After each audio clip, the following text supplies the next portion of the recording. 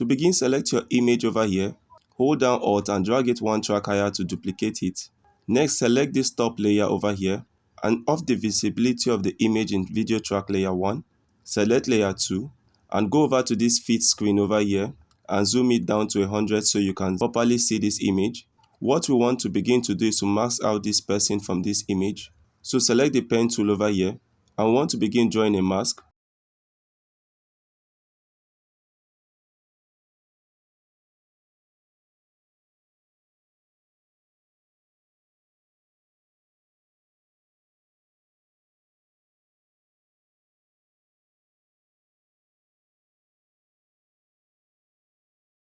So you select it and you make sure that the last two key points over here touch.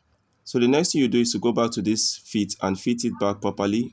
And you'll notice that the background is no longer there. So come back to this layer over here and switch on the visibility of track layer 1. And select this video track layer 2 over here. Right click and hit nest to nest it. Next, go over to the effects tab and search for the paint bucket effect. And apply the paint bucket effect onto the nested layer. Now in effects control, change your fill selector to alpha channel, change your stroke to stroke, change the stroke width to something more visible. I'm going to try 7. And you can change the fill color. I'm going to change it to white. You can also increase the value of your stroke width to whatever you like.